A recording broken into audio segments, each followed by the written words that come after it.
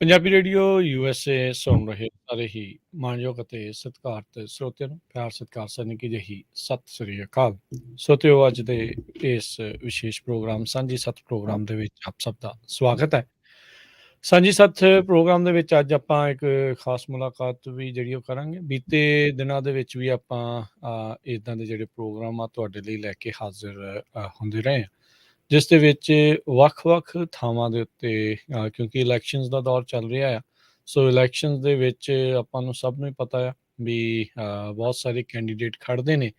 ਚੰਗੀ ਗੱਲ ਇਹ ਆ ਵੀ ਪਿਛਲੇ ਕੁਛ ਕੁ ਸਮੇਂ ਤੋਂ ਆਪਣੇ ਜਿਹੜੇ ਪੰਜਾਬੀ ਸਿੱਖ ਕੈਂਡੀਡੇਟ ਆ, ਉਹਨਾਂ ਨੇ ਵੀ ਇਸ ਪ੍ਰਕਿਰਿਆ ਦੇ ਵਿੱਚ ਹਿੱਸਾ ਲੈਣਾ ਸ਼ੁਰੂ ਕੀਤਾ ਆ। ਕਿਤੇ ਜਿੱਤ ਹੁੰਦੀ ਆ, ਕਿਤੇ ਹਾਰ ਹੁੰਦੀ ਆ, ਪਰ ਇਹ ਇੱਕ ਚੰਗੀ ਚੀਜ਼ ਆ ਵੀ ਆਪਾਂ ਇਸ ਪਾਸੇ ਵੱਲ ਨੂੰ ਪਾਲਿਸੀ ਮੇਕਿੰਗ ਵੱਲ ਨੂੰ ਜਿਹੜਾ ਆ ਉਹ ਵੱਧ ਰਹੇ ਹਾਂ। ਅਗਲਾ ਜਿਹੜਾ ਕਦਮ ਆਪਣੀ ਜਿਹੜੀ ਕਮਿਊਨਿਟੀ ਆ ਉਹ ਚੁੱਕ ਰਹੀ ਆ। ਇਸੇ ਸਿਲਸਿਲੇ ਦੇ ਵਿੱਚ ਅੱਜ ਇੱਕ ਵਾਰੀ ਫੇਰ ਇਸ ਪ੍ਰੋਗਰਾਮ ਦੇ ਵਿੱਚ ਅਸੀਂ ਗੱਲਬਾਤ ਜਿਹੜੀ ਉਹ ਕਰਾਂਗੇ ਇੱਕ ਹੋਰ ਇਲੈਕਸ਼ਨ ਦੇ ਵਿੱਚ ਖੜੇ ਕੈਂਡੀਡੇਟ ਉਮੀਦਵਾਰ ਉਹਨਾਂ ਦੇ ਨਾਲ। ਇਸ ਵਾਰ ਬੇਕਰਸਫੀਲਡ, ਜਿੱਥੇ ਭਾਰੀ ਪੰਜਾਬੀ ਸਿੱਖ ਵਸੋਂ ਹੈਗੀ ਆ, ਉੱਥੇ ਸਿਟੀ ਕੌਂਸਲ ਦੇ ਵਾਰਡ 7 ਦੇ ਲਈ ਜਿਹੜੇ ਕੈਂਡੀਡੇਟਸ ਆ, ਉਹਨਾਂ ਦੇ ਵਿੱਚੋਂ ਉਮੀਦਵਾਰਾਂ ਵਿੱਚੋਂ ਇੱਕ ਮਨਪ੍ਰੀਤ ਕੌਰ, ਜੋ ਕਿ ਪਹਿਲੋਂ ਜਕਾਰਾ ਮੂਵਮੈਂਟ ਦੇ ਨਾਲ ਵੀ ਹੁਣ ਵੀ ਜਿਹੜੇ ਉਹ ਕੰਮ ਕਰਦੇ ਆ, ਅਤੇ ਉਹਨਾਂ ਨੇ ਜਿਹੜਾ ਆ ਸਿਆਸਤ ਦੇ ਵਿੱਚ ਆਪਣਾ ਜਿਹੜਾ ਭਵਿੱਖ ਆ ਉਹ ਅਜਮਾਉਣਾ ਆ। ਇਸ ਸਿਟੀ ਕੌਂਸਲ ਦੀ ਸੀਟ ਦੇ ਲਈ ਉਹ ਰਨ ਕਰ ਰਹੇ ਆ। ਆਓ ਉਹਨਾਂ ਦੇ ਨਾਲ ਆਪਾਂ ਗੱਲਾਂ ਬਾਤਾਂ ਕਰਾਂਗੇ, ਕੀ ਉਹਨਾਂ ਦੇ ਇਸ਼ੂਜ਼ ਨੇ, ਕਿਹੜੇ ਪਲੇਟਫਾਰਮ 'ਤੇ ਉਹ ਰਨ ਕਰ ਰਹੇ ਆ, ਕੀ ਬਦਲਾਵ ਜਾਂ ਕਿਹੜੀਆਂ ਚੇਂਜਿਸ ਜਿਹੜੀਆਂ ਉੱਥੇ ਲੈ ਕੇ ਆਉਣਾ ਚਾਹੁੰਦੇ ਆ, ਉਹਨਾਂ ਦੇ ਨਾਲ ਗੱਲਬਾਤ ਕਰਦੇ ਹਾਂ। ਸਭ ਤੋਂ ਪਹਿਲਾਂ ਜੀ ਆਇਆਂ ਨੂੰ ਆਖਦੇ ਹਾਂ। ਮਨਪ੍ਰੀਤ, ਸਤਿ ਸ਼੍ਰੀ ਅਕਾਲ, ਜੀ ਆਇਆਂ ਨੂੰ। ਵਾਹਿਗੁਰੂ ਜੀ ਕਾ ਖਾਲਸਾ, ਵਾਹਿਗੁਰੂ ਜੀ ਕੀ ਵਾਹਿਗੁਰੂ ਜੀ ਕੀ ਫਤਿਹ। ਸੋ ਜਿਹੜੇ ਸਾਡੇ ਸਰੋਤੇ ਤੇ ਜਿਹੜੇ ਦਰਸ਼ਕ ਆ, ਉਹਨਾਂ ਨੇ ਪਹਿਲਾਂ ਵੀ ਇਹਨਾਂ ਨੂੰ ਬਹੁਤ ਵਾਰੀ ਪੰਜਾਬੀ ਰੇਡੀਓ USA ਦੇ ਉੱਤੇ ਸੁਣਿਆ ਹੋਊਗਾ, ਜਕਾਰਾ ਮੂਵਮੈਂਟ ਦੇ ਵੱਲੋਂ, ਚਾਹੇ ਕੋਵਿਡ ਦੀਆਂ ਜਿਹੜੀਆਂ ਵੈਕਸੀਨੇਸ਼ਨਸ ਦੇ ਦੌਰਾਨ ਸੀ, ਜਦੋਂ ਸੈਂਸਸ ਚੱਲ ਰਿਹਾ ਸੀ ਉਸ ਦੇ ਵਿੱਚ, ਜਾਂ ਜਕਾਰਾ ਮੂਵਮੈਂਟ ਦੇ ਦੁਆਰਾ ਹੋਰ ਜਿਹੜੀਆਂ ਕੋਈ ਵੱਖ-ਵੱਖ ਪ੍ਰੋਗਰਾਮ ਉਹਨਾਂ ਦੀ ਸੰਸਥਾ ਦੇ ਦੁਆਰਾ ਉਹ ਲਿਖੇ ਜਾਂਦੇ ਸੀ, ਉਹਨਾਂ ਦੇ ਵੱਲੋਂ ਜਿਹੜੇ ਉਹ ਆ ਕੇ ਆਪਾਂ ਨੂੰ ਇਨਫੋਰਮੇਸ਼ਨ ਸਾਂਝੀਆਂ ਕਰਦੇ ਰਹੇ ਆ। ਸੋ ਮਨਪ੍ਰੀਤ, ਜੇ ਥੋੜ੍ਹਾ ਬਹੁਤਾ, ਚਲੋ ਇੰਨੀ ਕੁ ਚੀਜ਼ ਸਾਰੇ ਜਣੇ ਜਾਣਦੇ ਆ, ਜੇ ਤੁਸੀਂ ਥੋੜ੍ਹਾ ਜਿਹਾ ਪਹਿਲਾਂ ਥੋੜ੍ਹਾ ਆਪਣੇ ਬਾਰੇ ਦੱਸੋ। ਸਕੂਲਿੰਗ ਤੁਹਾਡੀ ਕਿੱਥੋਂ ਦੀ ਆ, ਹਾਇਰ ਐਜੂਕੇਸ਼ਨ ਤੁਸੀਂ ਕਿੱਥੋਂ ਕੀਤੀ? ਜ਼ਰੂਰ। ਸਭ ਤੋਂ ਪਹਿਲਾਂ ਪੰਜਾਬੀ ਰੇਡੀਓ USA ਟੀਮ ਦਾ ਬਹੁਤ-ਬਹੁਤ ਧੰਨਵਾਦ। ਮੈਂ ਆਪਣੀ ਖੁਸ਼ਨਸੀਬੀ ਸਮਝਦੀ ਹਾਂ ਕਿ ਆਪਾਂ ਬਹੁਤ ਚਿਰ ਤੋਂ ਆਪਣਾ ਪਿਆਰ ਵੀ ਆ, ਸੇਵਾ ਵੀ ਇਕੱਠੇ ਨਿਭਾ ਰਹੇ ਹਾਂ, ਅਤੇ ਹੁਣ ਇੱਕ ਮੇਰੀ ਕੋਸ਼ਿਸ਼ ਆ ਇੱਕ ਨਵੀਂ ਸੇਵਾ ਦੇ ਟੋwards, ਸੋ ਉਹਦੇ ਵਿੱਚ ਵੀ ਤੁਹਾਡਾ ਬਹੁਤ-ਬਹੁਤ ਧੰਨਵਾਦ ਕਿ ਵੀ ਆਪਾਂ ਨੂੰ ਇੱਕ ਪਲੇਟਫਾਰਮ ਮਿਲਿਆ ਹੋਇਆ ਜਿੱਥੇ ਆਪਾਂ ਪੰਜਾਬੀ ਸੰਗਤ ਤੇ ਸਿੱਖ ਸੰਗਤ ਨਾਲ ਜੁੜ ਸਕੀਏ। ਸੋ ਹਾਂਜੀ, ਜਿੱਦਾਂ ਵੀਰ ਸਾਂਝੇ ਕਰ ਰਹੇ ਸੀ ਕਿ ਸ਼ੁਰੂ ਤੋਂ ਹੀ ਆਪਣੀ ਸੇਵਾ ਦੇ ਵਿੱਚ ਆਪਣਾ ਮਨ ਸੇਵਾ ਵੱਲ ਹੀ ਲੱਗਿਆ ਹੋਇਆ ਵਾ। ਮੇਰਾ ਜੰਮਪਲ ਇੱਥੋਂ ਬੇਕਰਸਫੀਲਡ ਕੈਲੀਫੋਰਨੀਆ ਦਾ ਹੀ ਆ। ਕਰਨ ਮੈਡੀਕਲ ਸੈਂਟਰ 'ਚ ਮੇਰਾ ਜਨਮ ਹੋਇਆ ਸੀਗਾ ਜਦੋਂ ਮੰਮੀ ਡੈਡੀ ਪੰਜਾਬ ਤੋਂ ਇੱਥੇ ਮੂਵ ਹੋਏ ਸੀ, ਅਤੇ ਮੈਂ ਆਪਦੇ ਪਰਿਵਾਰ ਦੇ ਵਿੱਚ ਪਹਿਲੀ ਬੱਚੀ ਹਾਂ ਜਿਹਦਾ ਇੱਥੇ ਜਨਮ ਹੋਇਆ ਸੀ। ਸੋ ਉਹ ਤੋਂ ਬਾਅਦ ਜਿਹੜੀ ਮੇਰੀ ਪਰਵਰਿਸ਼ ਆ ਉਹ ਵੀ AC ਡਿਸਟ੍ਰਿਕਟ ਵਾਰਡ 7 ਦੇ ਵਿੱਚ ਹੋਈ ਸੀ।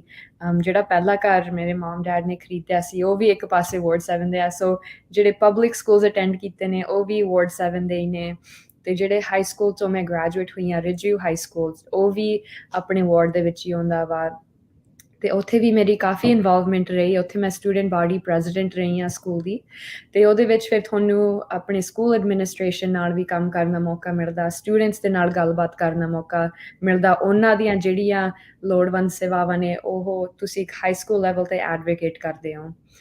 ਸੋ ਉਸ ਤੋਂ ਬਾਅਦ ਫਿਰ ਮੈਂ ਆਪਦੀ ਪੜ੍ਹਾਈ UC ਸੈਨ ਡਿਏਗੋ ਕੀਤੀ ਸੀ। ਮੈਂ ਉੱਥੇ ਪੋਲੀਟੀਕਲ ਸਾਇੰਸ ਦੀ ਪੜ੍ਹਾਈ ਕੀਤੀ ਆ, ਅਤੇ ਉਹ ਤੋਂ ਬਾਅਦ ਫਿਰ ਜਦੋਂ ਮੈਂ ਵਾਪਸ ਆਈ ਆਪਣੀ ਬੈਚਲਰਸ ਕੰਪਲੀਟ ਕਰਕੇ, ਉਦੋਂ ਫਿਰ ਮੈਂ ਜਕਾਰਾ ਮੂਵਮੈਂਟ ਦਾ ਚੈਪਟਰ ਇੱਥੇ ਆਪਣੀ ਬੇਕਰਸਫੀਲਡ ਕਰਨ ਕਾਊਂਟੀ ਦੇ ਵਿੱਚ ਸ਼ੁਰੂ ਕੀਤਾ ਸੀਗਾ। ਸੋ ਉਦੋਂ ਦਾ ਬਹੁਤ ਸੰਗਤ ਨਾਲ ਪਿਆਰ ਵੀ ਬਣਿਆ। ਹਾਈ ਸਕੂਲ ਯੂਥ, ਜਿਵੇਂ ਸਾਰੇ ਜਾਣਦੇ ਨੇ, ਆਪਾਂ ਹਾਈ ਸਕੂਲ ਯੂਥ ਦੇ ਨਾਲ ਜ਼ਿਆਦਾ ਕੰਮ ਕੀਤਾ ਵਾ। ਮੈਂ ਸਮਝਦੀ ਹਾਂ ਕਿ ਵੀ ਮੈਂ ਇੱਕ ਟ੍ਰਾਂਸਲੇਟਰ ਵਾਂਗੂ ਆ, ਜਿਵੇਂ ਜਿਹੜੀ ਪੇਰੈਂਟਸ ਦੀ ਜਨਰੇਸ਼ਨ ਆ, ਜਿਹੜੇ ਉਹਨਾਂ ਦੇ ਜਿਹੜਾ ਹਾਰਡ ਵਰਕ ਉਹਨਾਂ ਨੇ ਕੀਤਾ ਵਾ, ਉਹ ਵੀ ਸਮਝ ਕੇ ਜਿਹੜੀ ਬੱਚਿਆਂ ਦੀ ਇੱਕ ਐਕਸਪੀਰੀਅੰਸ ਹੁੰਦੀ ਆ ਇੱਥੇ ਫਰਸਟ ਜਨਰੇਸ਼ਨ ਦੀ, ਦੋਨਾਂ ਚੀਜ਼ਾਂ ਨੂੰ ਇਕੱਠੇ ਰੱਖ ਕੇ ਫਿਰ ਅਸੀਂ ਇੱਕ ਅਪਰੋਚ ਕਰਦੇ ਹਾਂ ਕਿ ਵੀ ਕਿਵੇਂ ਆਪਾਂ ਆਪਣੀ ਕਮਿਊਨਿਟੀ ਨੂੰ ਅੱਗੇ ਲੈ ਕੇ ਜਾਣਾ ਵਾ। ਭਾਵੇਂ COVID-19 ਹੋਵੇ, ਸੈਂਸਸ ਹੋਵੇ, ਜਦੋਂ ਆਪਾਂ ਆਪਣੇ ਗੁਰਦੁਆਰੇ ਦੇ ਸੇਵਾਦਾਰਾਂ ਨੂੰ ਸਪੋਰਟ ਦਿੱਤੀ ਸੀ ਕੋਵਿਡ ਰਾਹੀਂ, ਜਿਹੜੇ ਆਪਣੇ ਸਿੱਖ ਚੈਪਟਰ ਖੁੱਲ੍ਹਦੇ ਨੇ ਹੁਣ ਹਾਈ ਸਕੂਲਾਂ ਦੇ ਵਿੱਚ, ਜਿੱਥੇ ਬੱਚੇ ਹੁਣ ਇੱਕ ਐਡਵੋਕੇਟ ਕਰਦੇ ਨੇ ਆਪਣੀ ਆਈਡੈਂਟਿਟੀ ਦੇ ਤੌਰ 'ਤੇ, ਉਹਨਾਂ ਨੂੰ ਉਹ ਲੀਡਰਸ਼ਿਪ ਦਾ ਮੌਕਾ ਦੇਣ ਨੂੰ। ਅਤੇ ਹੋਰ ਵੀ ਜਿਹੜੀਆਂ ਬਹੁਤ ਸੇਵਾਵਾਂ ਹੁੰਦੀਆਂ ਨੇ, ਜਦੋਂ ਤੁਸੀਂ ਇੱਕ ਸਿੱਖ ਨਾਮ ਆਪਣਾ ਲੋਕਲ 'ਚ ਤੇ ਨੈਸ਼ਨਲ ਲੈਵਲ 'ਤੇ ਲੈ ਕੇ ਆਉਂਦੇ ਹੋ, ਉਹ ਸੇਵਾਵਾਂ ਰਹੀਆਂ ਨੇ। ਸੋ ਉਸ ਦੇ ਨਾਲ ਹੀ ਫਿਰ ਮੈਂ ਗ੍ਰੈਜੂਏਟ ਸਕੂਲ ਦੀ ਵੀ ਪੜ੍ਹਾਈ ਕਰ ਰਹੀ ਸੀਗੀ ਤੇ ਮੈਂ ਆਪਣੀ 2 ਮਾਸਟਰਸ ਡਿਗਰੀਜ਼ ਇੱਕ ਸਿਟੀ ਪਲੈਨਿੰਗ ਦੇ ਵਿੱਚ ਕੀਤੀਆਂ ਤੇ ਇੱਕ ਪਬਲਿਕ ਪਾਲਿਸੀ ਦੇ ਵਿੱਚ। ਚਲੋ ਬਹੁਤ ਵਧੀਆ। ਸੋ ਜਿੱਦਾਂ ਮਨਪ੍ਰੀਤ ਕੌਰ ਜਿਹੜੀ ਉਹ ਦੱਸ ਹੀ ਰਹੀ ਆ ਵੀ ਉਹਨਾਂ ਨੇ ਆਹ ਜਿਹੜੀਆਂ ਚੀਜ਼ਾਂ ਕੀਤੀਆਂ, ਇੱਥੋਂ ਦੀ ਜੰਪਲ ਇੱਥੋਂ ਦੀ ਪੜ੍ਹੀ, ਉਸੇ ਹੀ ਇਲਾਕੇ ਦੇ ਵਿੱਚ ਪੜ੍ਹੀ ਹੈ ਜਿਸ ਨੂੰ ਇਹ ਸਰਵ ਕਰਨਾ ਚਾਹੁੰਦੇ ਨੇ ਜਿਹੜਾ ਉਹ ਜਾ ਕੇ। ਤੇ ਬਹੁਤ ਸਾਰੀਆਂ ਜਿਹੜੇ ਇਸ਼ੂਜ਼ ਜਿਹੜੇ ਉਹ ਹੋਣਗੇ, ਆਪਾਂ ਉਸ ਦੇ ਵੱਲ ਨੂੰ ਵੀ ਜਿਹੜਾ ਉਹ ਵਧਾਂਗੇ। ਮਨਪ੍ਰੀਤ, ਆਪਾਂ ਵੀ ਪੰਜਾਬੀ ਰੇਡੀਓ USA ਦੇ ਉੱਤੇ ਵੀ ਤੇ ਜਕਾਰਾ ਮੂਵਮੈਂਟ ਦੇ ਵੱਲੋਂ ਵੀ ਅਕਸਰ ਇਹ ਆਖਿਆ ਜਾਂਦਾ ਵੀ ਆਪਾਂ ਵੋਟ ਪਾਉਣੀ ਕਿਉਂ ਜ਼ਰੂਰੀ ਆ। ਜੇ ਤੁਸੀਂ ਉਸ ਦੇ ਉੱਤੇ ਥੋੜਾ ਟੱਚ ਕਰਨਾ ਚਾਹੋ ਵੀ as a Sikh, as a Punjabi ਵੀ ਜਿਹੜਾ ਉਹ ਆਪਾਂ ਨੂੰ ਵੋਟ ਪਾਉਣ ਦੇ ਲਈ, ਕਿਉਂਕਿ ਅਧਿਕਾਰ ਬੜੇ ਔਖੇ ਮਿਲੇ ਨੇ, ਤੇ ਉਹ ਕਿਉਂ ਜ਼ਰੂਰੀ ਆ? ਜ਼ਰੂਰ। ਸੋ ਆਪਾਂ ਜਿਵੇਂ ਆਪਣੀਆਂ ਵੀ ਸੇਵਾਵਾਂ ਲੱਗੀਆਂ ਹੋਈਆਂ ਨੇ, ਇਹ ਵੋਟ ਤੋਂ ਪਹਿਲਾਂ ਹੀ ਸ਼ੁਰੂ ਹੋ ਜਾਂਦਾ ਕਿ ਵੀ ਤੁਹਾਡੀ ਗਿਣਤੀ ਦੀ ਜਿਹੜੀ ਤੁਹਾਡੀ ਗਿਣਤੀ ਦਾ ਜਿਹੜਾ ਸੁਭਾਅ ਹੁੰਦਾ ਵਾ, ਉਹ ਵੋਟ ਤੋਂ ਪਹਿਲਾਂ ਹੀ ਆ ਜਾਂਦਾ। ਭਾਵੇਂ ਤੁਹਾਡੀ ਸੈਂਸਸ ਦੇ ਵਿੱਚ ਗਿਣਤੀ ਹੋਵੇ, ਭਾਵੇਂ ਤੁਸੀਂ ਜਦੋਂ ਆਪਦੇ ਬੱਚਿਆਂ ਦੇ ਸਕੂਲ ਦੇ ਵਿੱਚ ਜਾਂਦੇ ਹੋ ਤੇ ਤੁਸੀਂ ਲਿਖਦੇ ਹੋ ਕਿ ਵੀ ਸਾਡਾ ਬੱਚਾ ਪੰਜਾਬੀ ਵੀ ਬੋਲਦਾ ਵਾ।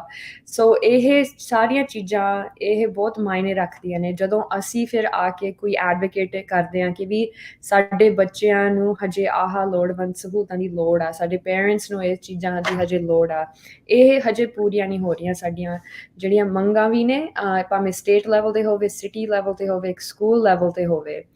ਸੋ ਜਦੋਂ ਆਪਾਂ ਗੱਲ ਕਰਦੇ ਹਾਂ ਕਿ ਵੀ ਵੋਟ ਪਾਉਣ ਦੀ, ਆਲਰੈਡੀ ਜਦੋਂ ਅਸੀਂ ਹੁਣ ਇੱਕ ਆਈ ਥਿੰਕ ਮੈਂ ਥੋੜ੍ਹਾ ਜਿਹਾ ਆਪਣੇ ਜਿਹੜੇ ਡਿਸਟ੍ਰਿਕਟ ਰੀਡਿਸਟ੍ਰਿਕਟਿੰਗ ਦਾ ਸੀਗਾ ਮੈਟਰ, ਉਹਦੇ 'ਤੇ ਵੀ ਗੱਲ ਕਰਨਾ ਚਾਹੂੰਗੀ। ਪਰ ਉਸ ਤੋਂ ਪਹਿਲਾਂ ਵੀ ਇੱਕ ਬਾਕੀ ਕਮਿਊਨਿਟੀ ਦੇ ਮਨਾਂ ਦੇ ਵਿੱਚ ਇੱਕ ਡਾਊਟ ਹੁੰਦਾ ਕਿ ਵੀ ਇਹ ਕਮਿਊਨਿਟੀ ਨਾ ਵੋਟ ਪਾਉਂਦੀ ਆ, ਸਾਨੂੰ ਨਾ ਪਤਾ ਵਾ ਕਿ ਇਹਨਾਂ ਦੀ ਪਾਪੂਲੇਸ਼ਨ ਕੀ ਆ। ਸੋ ਇੱਕ ਉਹਨਾਂ ਨੂੰ ਇੱਕ ਜਿਵੇਂ ਗਲਤਫਹਿਮੀ ਹੁੰਦੀ ਹੈ ਕਿ ਆਪਣੀ ਘੱਟ ਗਿਣਤੀ ਦੇ ਕਰਕੇ ਫਿਰ ਆਪਣੀਆਂ ਲੋੜਵੰਦ ਸਹੂਲਤਾਂ ਵੀ ਨਹੀਂ ਪੂਰੀਆਂ ਹੁੰਦੀਆਂ। ਆਪਾਂ ਜਿੰਨਾ ਮਰਜ਼ੀ ਪੁੱਛੀਏ, ਰਿਕੁਐਸਟ ਮੂਹਰੇ ਰੱਖੀਏ ਕਿ ਵੀ ਸਾਨੂੰ ਪੰਜਾਬੀ ਇੱਥੇ ਚਾਹੀਦੀ ਆ, ਸਾਨੂੰ ਬੈਲਟ ਪੰਜਾਬੀ ਦੇ ਵਿੱਚ ਚਾਹੀਦਾ, ਸਾਨੂੰ ਆਹ ਚੀਜ਼ਾਂ ਪੰਜਾਬੀ ਦੇ ਵਿੱਚ ਚਾਹੀਦੀਆਂ ਨੇ, ਉਹ ਚੀਜ਼ਾਂ ਉਦੋਂ ਤੱਕ ਨਹੀਂ ਲਿਆਈਆਂ ਜਾਂਦੀਆਂ ਜਦ ਤੱਕ ਤੁਹਾਡਾ ਕੋਈ ਉਹਨਾਂ ਦੇ ਅੱਖਾਂ ਦੇ ਵਿੱਚ ਕੋਈ ਅਫੀਸ਼ੀਅਲ ਇੱਕ ਤੌਰ ਨਾ ਹੋਵੇ। ਸੋ ਜਦੋਂ ਰਿਪਰੈਜ਼ੈਂਟੇਸ਼ਨ ਹੋਵੇ ਕੋਈ। ਰਿਪਰੈਜ਼ੈਂਟੇਸ਼ਨ ਬਹੁਤ ਜ਼ਰੂਰੀ ਹੁੰਦੀ ਆ ਇਸ ਕਰਕੇ। ਸੋ ਜਕਾਰਾ ਮੂਵਮੈਂਟ ਦੇ ਵੱਲੋਂ ਵੀ ਆਪਾਂ ਪੰਜਾਬੀ ਬੈਲਟ ਲੈ ਕੇ ਆਏ ਸੀਗੇ 2018 ਦੇ ਵਿੱਚ, ਤੇ ਉਹ ਇਸ ਕਰਕੇ ਸੀ ਕਿਉਂਕਿ ਆਪਾਂ ਫੈਡਰਲ ਲੈਵਲ 'ਤੇ ਉਹਦੇ ਲਈ ਐਡਵੋਕੇਟ ਕੀਤਾ ਸੀਗਾ। ਸੋ ਹੁਣ ਜੇ ਆਪਣਾ ਇੱਕ ਡਿਸਟ੍ਰਿਕਟ ਬਣਿਆ ਵਾ ਜਿਹਦੇ ਵਿੱਚ ਆਪਣੀ ਪੰਜਾਬੀ ਕਮਿਊਨਿਟੀ ਇਕੱਠੀ ਰੱਖੀ ਜਾ ਰਹੀ ਆ, ਕਿਉਂਕਿ ਜਦੋਂ ਆਪਾਂ ਮੈਪ 5B ਦੀ ਗੱਲ ਰੱਖੀ ਸੀ ਮੂਹਰੇ ਇੱਥੇ ਬੇਕਰਸਫੀਲਡ ਪੰਜਾਬੀ ਕਮਿਊਨਿਟੀ ਦੇ ਵਿੱਚ, ਉਹ ਇਸ ਕਰਕੇ ਸੀ ਕਿਉਂਕਿ ਆਪਣੀ ਕਮਿਊਨਿਟੀ ਅੱਡ ਕੀਤੀ ਜਾ ਰਹੀ ਸੀ। ਮੈਨੂੰ ਯਾਦ ਆ ਮੈਂ ਐਕਚੁਅਲੀ ਕਲਾਸ ਦੇ ਵਿੱਚ ਬੈਠੀ ਸੀ ਤੇ ਮੇਰੀ ਪੜ੍ਹਾਈ ਵੀ ਸਿਟੀ ਪਲੈਨਿੰਗ ਦੀ ਆ, ਸੋ ਮੈਂ ਵੈਸੇ ਹੀ ਦੇਖ ਰਹੀ ਸੀ ਕਿ ਵੀ ਬੇਕਰਸਫੀਲਡ ਦਾ ਰੀਡਿਸਟ੍ਰਿਕਟਿੰਗ ਜਿਹੜਾ ਪ੍ਰੋਸੈਸ ਚੱਲ ਰਿਹਾ ਉਹ ਕਿਵੇਂ ਚੱਲ ਰਿਹਾ ਵਾ। ਸੋ ਜਦੋਂ ਮੈਂ ਦੇਖਿਆ ਤੇ ਮੈਂ ਦੇਖਿਆ ਕਿ ਵੀ ਆਪਣੀ ਕਮਿਊਨਿਟੀ ਸਟਾਈਨ ਰੋਡ ਤੇ ਇਕੱਠੀ ਜਾ ਰਹੀ ਹੈ। ਜੇ ਤੁਸੀਂ ਬੇਕਰਸਫੀਲਡ ਰਹਿੰਦੇ ਹੋ ਤੁਹਾਨੂੰ ਪਤਾ ਕਿ ਵੀ ਆਪਣੀ ਸਾਰੀ ਕਮਿਊਨਿਟੀ ਉੱਥੇ ਰਹਿੰਦੀ ਆ। ਸੋ ਫਿਰ ਉਦੋਂ ਤੋਂ ਸਾਡੀ ਇਹ ਐਡਵੋਕੇਸੀ ਸ਼ੁਰੂ ਹੋਈ ਜਕਾਰਾ ਮੂਵਮੈਂਟ ਰਾਹੀਂ। ਤੇ ਜਦੋਂ ਤੁਹਾਡੀ ਕਮਿਊਨਿਟੀ ਅੱਡ ਰੱਖੀ ਜਾ ਰਹੀ ਆ, ਜਦੋਂ ਤੁਹਾਡੀ ਵੋਟ ਨਾ ਪਾਉਣ ਦੀ ਇੱਕ ਚੀਜ਼ ਦੀ ਐਡਵਾਂਟੇਜ ਲਈ ਜਾਂਦੀ ਆ, ਫਿਰ ਆਪਣੇ ਮਨ ਦੇ ਵਿੱਚ ਇਹ ਸਵਾਲ ਆਉਂਦਾ ਕਿ ਵੀ ਅਸੀਂ ਕਿਉਂ ਨਹੀਂ ਖੜੇ ਹੋ ਸਕਦੇ, ਅਸੀਂ ਕਿਉਂ ਨਹੀਂ ਮੂਹਰੇ ਆ ਸਕਦੇ।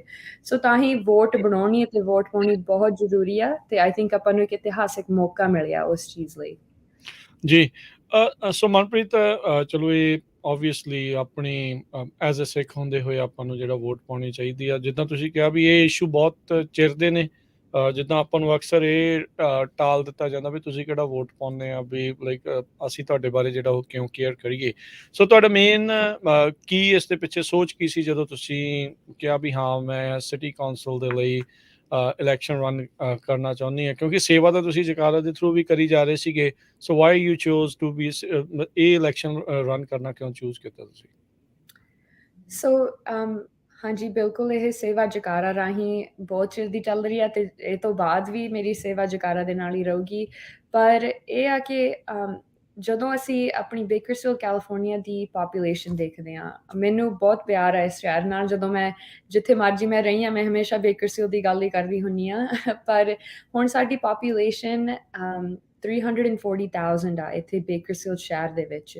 ਹੂੰ, ਉਹਦੇ ਵਿੱਚੋਂ ਪੰਜਾਬੀ ਤੀਜੀ is the third most spoken language okay. Bakersfield ਦੇ ਵਿੱਚ ਵੀ ਐਂਡ ਕਰਨ ਕਾਊਂਟੀ ਦੇ ਵਿੱਚ ਵੀ। ਹੂੰ, ਸੋ ਜਦੋਂ ਹੂੰ, ਆਪਾਂ ਦੇਖਦੇ ਹਾਂ ਕਿ ਵੀ ਜਦੋਂ ਡਾਟਾ ਦੇ ਵਿੱਚ ਆਪਣੀ ਕਮਿਊਨਿਟੀ ਵੱਧ ਰਹੀ ਆ, ਤਾਂ ਮੇਰੇ ਖਿਆਲ ਆ ਕਿ ਵੀ ਨਾ ਓਨਲੀ ਆਪਣੀ ਕਮਿਊਨਿਟੀ ਦੇ ਵਿੱਚੋਂ ਜਾਂ ਆਪਾਂ ਨੂੰ ਉਹ ਆਪਣੇ ਹੱਕ ਵੀ ਮੂਹਰੇ ਰੱਖਣੇ ਚਾਹੀਦੇ ਨੇ, ਪਰ ਮੈਨੂੰ ਆਪਣੀ ਕਮਿਊਨਿਟੀ ਤੋਂ ਇਲਾਵਾ ਵੀ ਇਸ ਏਰੀਆ ਦੇ ਨਾਲ ਬਹੁਤ ਪਿਆਰ ਆ। ਜਿਨ੍ਹਾਂ ਨਾਲ ਮੈਂ ਪੜ੍ਹੀ ਆ ਹਾਈ ਸਕੂਲ ਦੇ ਵਿੱਚ, ਇਸ ਕਮਿਊਨਿਟੀ ਦੇ ਵਿੱਚ ਅਸੀਂ ਸ਼ੁਰੂ ਤੋਂ ਪ੍ਰੋਜੈਕਟ ਲੈ ਕੇ ਆਏ ਹਾਂ, ਹਾਈ ਸਕੂਲ ਦੇ ਵਿੱਚ ਵੀ, ਉਹ ਤੋਂ ਬਾਅਦ ਵੀ, ਜਿਹੜੇ ਅਸੀਂ ਹਮੇਸ਼ਾ ਸੋਚ ਰਹੇ ਹੁੰਦੇ ਹਾਂ ਕਿ ਵੀ ਇਹ ਬਹੁਤ ਸੌਖਾ ਵਾ ਕਿ ਵੀ ਤੁਸੀਂ ਪੜ੍ਹਾਈ ਕਰਕੇ ਹੋਰ ਕਿਤੇ ਰਹਿ ਸਕਦੇ ਹੋ, ਪਰ ਵਾਪਸ ਆਉਣਾ ਇੱਕ ਚੀਜ਼ ਇਹ ਵੀ ਔਖੀ ਆ ਕਿ ਵੀ ਤੁਸੀਂ ਪਿੱਛੇ ਦੇਖਦੇ ਆਪਦੀ ਕਮਿਊਨਿਟੀ ਬਾਰੇ ਸੋਚਦੇ ਹੋ ਕਿ ਵੀ ਜੇ ਅਸੀਂ ਨਹੀਂ ਕਰਾਂਗੇ ਤੇ ਹੋਰ ਕੌਣ ਕਰੂਗਾ। ਹੂੰ, ਹੂੰ, ਹੂੰ, ਤੇ ਮੈਨੂੰ ਏਦਾਂ ਲੱਗ ਰਿਹਾ ਸੀ ਕਿ ਵੀ ਹੁਣ ਉਹ ਟਾਈਮ ਆ ਗਿਆ ਕਿ ਜਿਹੜੇ ਆਪਣੇ ਬੱਚੇ ਦੇਖ ਰਹੇ ਨੇ, ਜਿਹੜੇ ਹੁਣ ਇੱਥੋਂ ਜਿਨ੍ਹਾਂ ਦੇ ਪਰਵਰਿਸ਼ ਇੱਥੇ ਹੋ ਰਹੀ ਆ, ਜੰਮ-ਪਲ ਇੱਥੋਂ ਆ,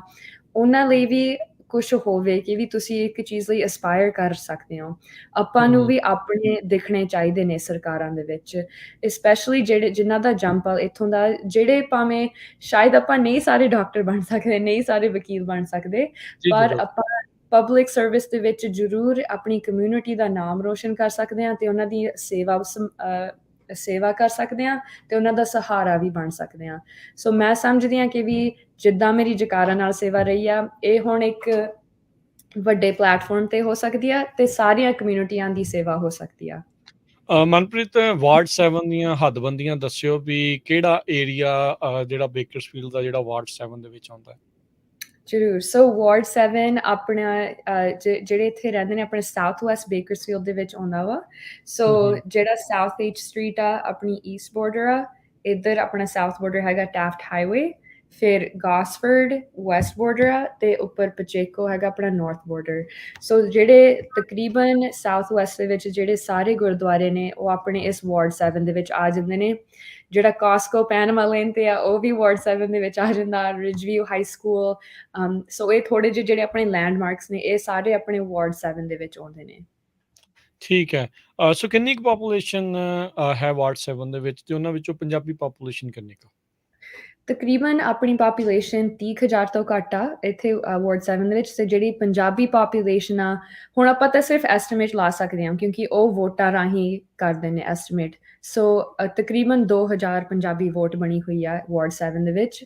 ਪਰ ਮੈਂ ਕਹੂੰਗੀ ਕਿ ਵੀ ਇਸ ਇਲੈਕਸ਼ਨ ਦੌਰਾਨ ਬਹੁਤ ਵੋਟਾਂ ਬਣੀਆਂ ਨੇ ਤੇ ਆਪਾਂ ਨੂੰ ਵਿਜ਼ੂਅਲੀ ਦਿਖਦਾ ਵਾ ਕਿ ਵੀ ਇਹ ਤੋਂ ਵੀ ਬਹੁਤ ਜ਼ਿਆਦਾ ਹੈਗੀ ਆ ਆਪਣੀ ਪੰਜਾਬੀ ਕਮਿਊਨਿਟੀ ਇੱਥੇ। ਸੋ ਉਹੀ ਆ ਕਿ ਵੀ ਜਦੋਂ ਤੁਸੀਂ ਸੈਂਸਸ ਦੇ ਵਿੱਚ ਨਹੀਂ ਗਿਣੇ ਜਾਂਦੇ ਤਾਂ ਬਹੁਤ ਔਖਾ ਹੋ ਜਾਂਦਾ ਕਿ ਵੀ ਤੁਹਾਡੀ ਐਗਜ਼ੈਕਟ ਪਾਪੂਲੇਸ਼ਨ ਦਾ ਨੰਬਰ ਤੁਸੀਂ ਕੁਛ ਦੱਸ ਸਕਦੇ ਹੋ। ਸੋ ਕੋਸ਼ਿਸ਼ ਆ ਕਿ ਵੀ ਉਹ ਵੀ ਆਪਾਂ ਹੁਣ ਅੱਗੇ ਇੱਕ ਐਗਜ਼ੈਕਟ ਨੰਬਰ ਲਿਆਈਏ, ਪਰ ਆਪਣੀ ਕਮਿਊਨਿਟੀ ਟਾਪ 3% ਦੇ ਵਿੱਚ ਜ਼ਰੂਰ ਆਉਂਦੀ ਆ ਵਾਰਡ 7 ਦੇ ਵਿੱਚ। ਓਕੇ। ਸੋ ਜੇ ਹੁਣ ਗੱਲ ਕਰੀਏ ਇਸ਼ੂਜ਼ ਕੀ ਆ ਵਾਰਡ 7 ਦੇ, ਤੁਹਾਡੇ ਹਿਸਾਬ ਦੇ ਨਾਲ ਕੀ ਇਸ਼ੂਜ਼ ਆ? ਕੀ ਜਿਹੜੇ ਪੁਰਾਣੇ ਇੱਥੇ ਕੌਂਸਲ ਮੈਂਬਰ ਜਿਹੜੇ ਰਹੇ ਆ, ਉਹਨਾਂ ਦੀ ਕਾਰਜਕਾਰੀ ਤੋਂ ਤੁਸੀਂ ਖੁਸ਼ ਸੀਗੇ? ਉਹ ਸੀਟ ਵਕੇਟ ਕਰ ਰਹੇ ਆ ਜਾਂ ਉਹ ਰਿਟਾਇਰ ਹੋ ਰਹੇ ਸੀ, ਜਾਂ ਤੁਸੀਂ ਉਹਨਾਂ ਖਿਲਾਫ ਲੜ ਰਹੇ ਹੋ? ਨਹੀਂ, ਉਹ ਰਿਟਾਇਰ ਹੋ ਰਹੇ ਨੇ ਜਿਹੜੇ ਕਾਉਂਸਲ ਮੈਂਬਰ ਕ੍ਰਿਸ ਪਾਰਲੀਅਰ ਨੇ, ਤੇ ਉਹਨਾਂ ਦੀ ਹੈਲਥ ਕਰਕੇ ਉਹ ਰਿਟਾਇਰ ਹੋ ਰਹੇ ਨੇ। ਸੋ ਉਹਨਾਂ ਦਾ ਵੀ ਬਹੁਤ ਪਿਆਰ ਰਿਹਾ ਵਾ ਸਿੱਖ ਕਮਿਊਨਿਟੀ ਦੇ ਨਾਲ। ਉਹ ਹਮੇਸ਼ਾ ਜਿਵੇਂ ਸਾਡੇ ਪ੍ਰੋਗਰਾਮਾਂ ਦੇ ਵਿੱਚ ਵੀ ਆਉਂਦੇ ਨੇ। ਅਸੀਂ ਪਿਛਲੇ ਹਫ਼ਤੇ ਹੀ ਇੱਕ ਕੈਂਡਲ ਲਾਈਟ ਵਿਜਲ ਰੱਖਿਆ ਸੀਗਾ ਮਰਸੈਡ ਫੈਮਿਲੀ ਲਈ, ਉਹਦੇ ਵਿੱਚ ਵੀ ਆਏ ਸੀ। ਸੋ ਹਮੇਸ਼ਾ ਪਹੁੰਚਦੇ ਵੀ ਨੇ। ਪਰ ਜਿਹੜਾ ਵਾਰਡ 7 ਆ, ਜਦੋਂ ਲਾਈਨਸ ਰੀਡਿਸਟ੍ਰਿਕਟ ਕੀਤੀਆਂ ਗਈਆਂ, ਇਹ ਨਵਾਂ ਡਿਸਟ੍ਰਿਕਟ ਬਣਿਆ ਵਾ। ਸੋ ਹੁਣ ਇਹ ਜਿਹੜਾ ਡਿਸਟ੍ਰਿਕਟ ਬਣਿਆ ਬਿਲਕੁਲ ਨਵਾਂ ਵਾ। ਇਹ ਹੈਗਾ ਵਾ ਮੈਜੋਰਿਟੀ ਡੈਮੋਕ੍ਰੈਟਿਕ, ਮੈਜੋਰਿਟੀ ਲਾਤੀਨੋ। ਸੋ ਇਹ ਜਦੋਂ ਤੁਸੀਂ ਡੈਮੋਗ੍ਰਾਫਿਕ ਦੇਖਦੇ ਹੋ ਤਾਂ ਇਹਦੀ ਜਿਵੇਂ ਡੈਮੋਗ੍ਰਾਫਿਕ ਇਹਦਾ ਡਾਟਾ ਵੀ ਸ਼ਿਫਟ ਹੋਇਆ ਵਾ। ਸੋ ਪਾਪੂਲੇਸ਼ਨ ਨੰਬਰਸ ਵੀ ਸ਼ਿਫਟ ਹੋਏ ਨੇ। ਸੋ ਇਹਦੇ ਠੀਕ ਹੈ। ਨਾਲ ਜਿਹੜੇ ਪ੍ਰਾਇਓਰਟੀਜ਼ ਆਉਂਦੀਆਂ ਨੇ ਆਪਣੇ ਵਾਰਡ 7 ਦੇ ਵਿੱਚ, ਉਹ ਜ਼ਿਆਦਾਤਰ ਕਮਿਊਨਿਟੀ ਸੇਫਟੀ ਦੇ ਅਰਾਊਂਡ ਨੇ ਕਿ ਵੀ ਇਸ ਡਿਸਟ੍ਰਿਕਟ ਦੇ ਵਿੱਚ ਸਕੂਲਸ ਵੀ ਬਹੁਤ ਨੇ, ਸਪੈਸ਼ਲੀ ਜਿਹੜੇ ਐਲੀਮੈਂਟਰੀ ਸਕੂਲਸ ਨੇ, ਬੱਚੇ ਸੇਫਲੀ ਸਕੂਲ ਪਹੁੰਚਦੇ ਨੇ, ਘਰ ਵੀ ਵਾਪਸ ਆਉਣ। ਜਿਹੜੇ ਪਾਰਕਸ ਨੇ ਸਾਡੇ ਆਪਣੇ ਏਰੀਆ ਦੇ ਵਿੱਚ, ਕਾਫੀ ਪਾਰਕਸ ਨੇ ਜਿਨ੍ਹਾਂ ਦੀ ਅਸੀਂ ਇੰਪਰੂਵਮੈਂਟਸ ਵੀ ਦੇਖਣਾ ਚਾਹੁੰਦੇ ਹਾਂ, ਨਿਊ ਡਿਵੈਲਪਮੈਂਟਸ ਵੀ ਹੋ ਰਹੀਆਂ ਨੇ ਅਤੇ ਐਕਨੋਮਿਕ ਗਰੋਥ ਅਤੇ ਡਿਵੈਲਪਮੈਂਟ ਵੀ ਬਹੁਤ ਵੱਡੀ ਪ੍ਰਾਇਓਰਟੀ ਆ। ਇੱਥੇ ਨਵੇਂ ਘਰ ਬਹੁਤ ਬਣ ਰਹੇ ਨੇ ਵਾਰਡ 7 ਦੇ ਵਿੱਚ। ਸਾਡੇ ਆਪਣੀਆਂ ਪੰਜਾਬੀ ਫੈਮਲੀਜ਼ ਵੀ ਬਹੁਤ ਸੈਟਲ ਹੋ ਰਹੀਆਂ ਨੇ ਇੱਥੇ।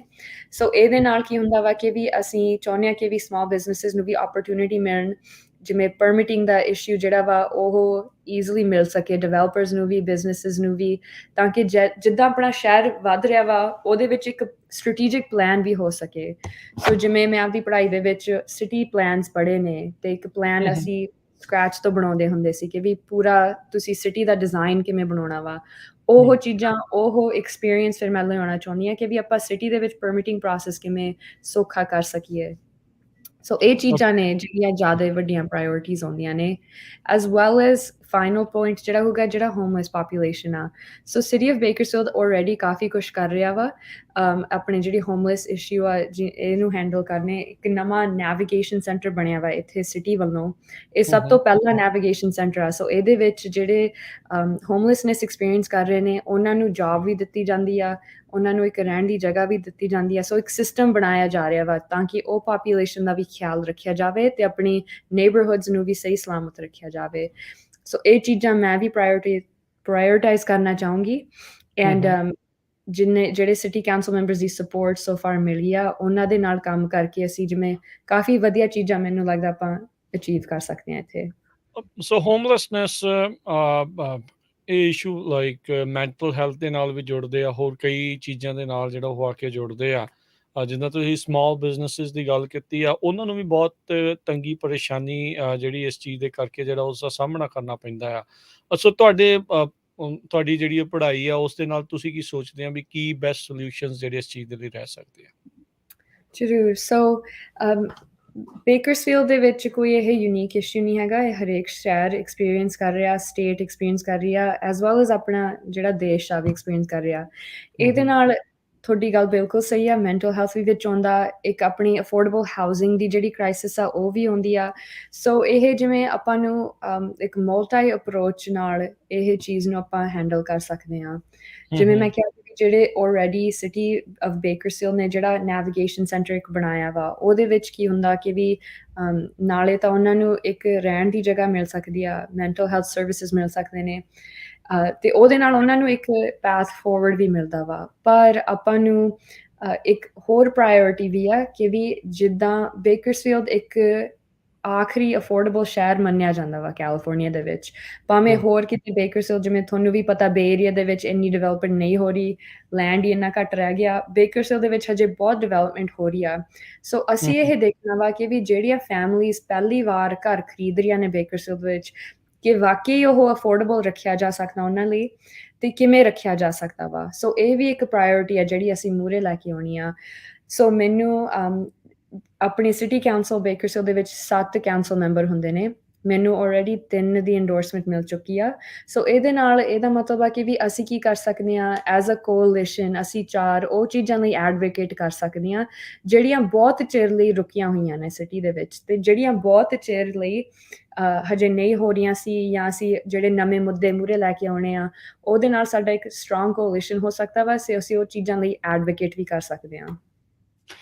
ਨਹੀਂ ਬਿਲਕੁਲ, ਇਸ਼ੂਜ਼ ਜਿੱਦਾਂ ਬਹੁਤ ਸਾਰੇ ਜਿਹੜੇ ਇਸ ਚੀਜ਼ ਦੇ ਵਿੱਚ ਰਹਿੰਦੇ ਆ। ਇੱਕ ਮਨਪ੍ਰੀਤ, ਆਪਣੀ ਹੁਣ ਦੇਖੋ ਉੱਥੇ ਬਹੁਤ ਪਾਪੂਲੇਸ਼ਨ ਆ, ਬਹੁਤ ਜਿਹੜੇ ਸਮਾਲ ਬਿਜ਼ਨਸਿਸ ਆ, ਅਤੇ ਇਸ ਦੇ ਨਾਲ ਨਾਲ ਟਰੱਕਿੰਗ ਵਾਲੇ ਬਹੁਤ ਨੇ।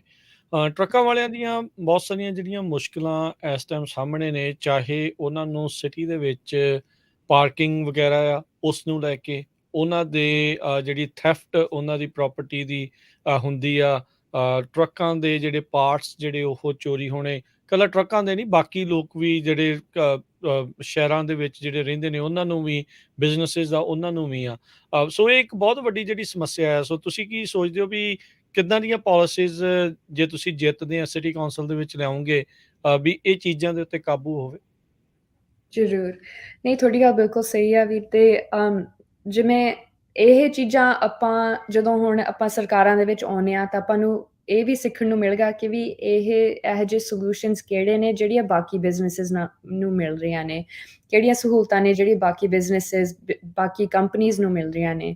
ਸੋ ਜੇ ਆਪਾਂ ਉਹ ਮੁੱਦੇ ਮੂਹਰੇ ਲੈ ਕੇ ਆਵਾਂਗੇ ਤਾਂ ਫਿਰ ਮੈਂ ਜਿਵੇਂ ਹੁਣ ਮੈਨੂੰ ਬਹੁਤ support ਮਿਲ ਰਹੀ ਹੈ ਆਪਣੇ Bakersfield Police Officers Association, Bakersfield City Firefighters, Bakersfield County Firefighters, as well as Greater Bakersfield Chamber of Commerce. So ਉਹਨਾਂ ਨਾਲ ਮੈਨੂੰ ਦਿਖ ਰਿਹਾ ਕਿ ਵੀ ਉਹਨਾਂ ਨਾਲ ਗੱਲ ਕਰਕੇ ਇਹਨਾਂ ਚੀਜ਼ਾਂ ਨੂੰ ਮੂਹਰੇ ਰੱਖ ਕੇ ਐਡਵੋਕੇਟ ਕਰ ਲਈ, ਕਿਉਂਕਿ ਉਹ ਵੀ ਬਲੀਵ ਕਰਦੇ ਨੇ ਕਿ ਵੀ ਡਾਟਾ ਦੇਖ ਕੇ, ਡੈਮੋਗ੍ਰਾਫਿਕਸ ਦੇਖ ਕੇ ਕਿਹੜਾ ਕੈਂਡੀਡੇਟ ਜ਼ਿਆਦਾ ਸਟਰੋਂਗ ਹੁੰਦਾ ਵਾ। ਪਰ ਇਹ ਵੀ ਗੋਲ ਆ ਕਿ ਵੀ ਅਸੀਂ ਵੀ ਉਹਨਾਂ ਨੂੰ ਉਹ ਮੁੱਦੇ ਲੈ ਕੇ ਆਉਣੇ ਆ ਕਿ ਜਿਹੜੀ ਆਪਣੀ ਕਮਿਊਨਿਟੀ ਨੂੰ ਬਹੁਤ ਇੰਪੋਰਟੈਂਟ ਨੇ।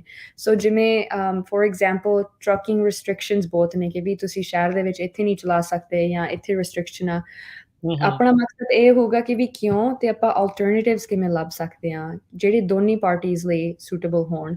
ਸੋ ਹੁਣ ਜੇ ਅਸੀਂ ਮੁਰੇ ਆਏ, ਆਈ ਮੀਨ ਮੈਂ ਵੀ ਇੱਕ ਟਰੱਕ ਡਰਾਈਵਰ ਦੀ ਧੀ ਹਾਂ, ਸੋ ਇਹ ਮੁੱਦੇ ਮੇਰੇ ਲਈ ਪਰਸਨਲ ਵੀ ਨੇ ਤੇ ਆਪਣੀ ਕਮਿਊਨਿਟੀ ਲਈ ਵੀ ਨੇ। ਸੋ ਇਹਨਾਂ ਦੇ ਸੋਲੂਸ਼ਨ ਵੀ ਆਪਾਂ ਲੱਭਾਂਗੇ ਤੇ ਉਹਦੇ ਰਾਹੀਂ ਲੱਭਾਂਗੇ ਜਿਨ੍ਹਾਂ ਨੂੰ ਜਿਹੜੇ ਇਸ ਚੀਜ਼ ਦੇ ਵਿੱਚ ਐਕਸਪਰਟਸ ਨੇ। ਜੀ ਬਿਲਕੁਲ। ਸੋ ਇਸ ਤੋਂ ਇਲਾਵਾ ਤੁਸੀਂ ਪਹਿਲਾਂ ਰੀਡਿਸਟ੍ਰਿਕਟਿੰਗ ਦੀ ਗੱਲ ਕੀਤੀ ਵੀ ਪਹਿਲਾਂ ਜਿਹੜੀ ਪਾਪੂਲੇਸ਼ਨ ਆਪਣੀ ਜਿਹੜੀ ਆ ਸਿੱਖ ਪੰਜਾਬੀ ਪਾਪੂਲੇਸ਼ਨ ਆ ਵੀ ਉਸ ਨੂੰ ਵੰਡਣ ਦੀ ਕੋਸ਼ਿਸ਼ ਸੀ, ਫਿਰ ਉੱਥੇ ਫਾਈਟ ਹੋਈ। ਇਹ ਵਾਰਡ ਜਿਹੜਾ ਆ ਜਿੱਦਾਂ ਕਹਿ ਲਓ ਵੀ ਤੁਸੀਂ ਜਿੱਦਾਂ ਕਿਹਾ ਵੀ ਨਵਾਂ ਵੀ ਬਣਿਆ। ਹੁਣ ਇਸ ਜਿਹੜੇ ਵਾਰਡ ਦੇ ਵਿੱਚ ਕੁਛ ਪਾਪੂਲੇਸ਼ਨ ਥਰਡ ਜਿੱਦਾਂ ਤੁਸੀਂ ਕਿਹਾ ਵੀ ਮੋਸਟ ਸਪੋਕਨ ਉੱਥੇ ਆ। ਪਹਿਲਾਂ ਕੋਈ ਵੀ ਨਹੀਂ ਸੀ ਬੇਕਰਸਫੀਲਡ ਦੇ ਵਿੱਚ, ਤੇ ਅਚਨਚੇਤ ਤੇ ਮਲਟੀਪਲ ਪੰਜਾਬੀ ਸਿੱਖ ਕੈਂਡੀਡੇਟਸ ਜਿਹੜੇ ਉਹ ਦੇਖਣ ਨੂੰ ਮਿਲੇ। ਇਹ ਕੀ ਹੋ ਗਿਆ? I just want to address ਵੀ ਤੁਹਾਡਾ ਉੱਤੇ ਮੈਂ ਵਿਊ ਦੇਣਾ ਚਾਹੁੰਦਾ ਵੀ ਇਦਾਂ ਕਿਉਂ? ਜ਼ਰੂਰ। ਨਹੀਂ, ਬਿਲਕੁਲ ਵੀ ਜਦੋਂ ਆਪਾਂ ਰੀਡਿਸਟ੍ਰਿਕਟਿੰਗ ਦਾ ਸ਼ੁਰੂ ਕੀਤਾ ਸੀ, ਆਪਣਾ ਮਕਸਦ ਸੀ ਕਿ ਵੀ ਆਪਣਾ ਪਹਿਲਾ ਮਕਸਦ ਸੀ ਕਿ ਵੀ ਆਪਣੀ ਕਮਿਊਨਿਟੀ ਇਕੱਠੀ ਰੱਖੀ ਜਾਵੇ। ਹੁਣ ਤੁਸੀਂ ਵੀ ਜਾਣਦੇ, ਮੈਂ ਵੀ ਜਾਣਦੇ, ਸਰੋਤਿਆਂ ਨੂੰ ਵੀ ਪਤਾ ਹੀ ਆ ਕਿ ਆਪਾਂ ਨੂੰ ਵੰਡਣ ਦੀ ਕੋਸ਼ਿਸ਼ ਤਾਂ ਇਤਿਹਾਸ ਦੇ ਵਿੱਚ ਬਹੁਤ ਵਾਰੀ ਕੀਤੀ ਗਈ ਆ। ਪਰ ਜਦੋਂ ਅਸੀਂ ਸਿਟੀ ਕਾਉਂਸਲ ਨੂੰ ਅਪਰੋਚ ਕੀਤਾ ਕਿ ਵੀ ਅਸੀਂ ਇੱਕ ਸੋਲੂਸ਼ਨ ਲੱਭਣਾ ਚਾਹੁੰਦੇ ਹਾਂ ਕਿ ਵੀ ਤੁਸੀਂ ਜਾਣ ਕੇ ਨਾ ਕਰਿਓ ਤੇ ਤੁਹਾਨੂੰ ਇਹ ਵੀ ਪਤਾ ਹੋਵੇ ਕਿ ਵੀ ਸਾਡਾ ਇਕੱਠੇ ਰਹਿਣ ਦਾ ਸਾਡਾ ਇੱਕ ਅਹਿਮ ਮਕਸਦ ਆ, ਕਿਉਂਕਿ ਅਸੀਂ ਵੀ ਕਿਸੇ ਦਿਨ ਸਰਕਾਰਾਂ ਦੇ ਵਿੱਚ ਆਉਣਾ ਚਾਹਾਂਗੇ ਤੇ ਸਾਡੀ ਕਮਿਊਨਿਟੀ ਦੀ ਵੌਇਸ ਬਣਾਉਣਾ ਚਾਹਾਂਗੇ।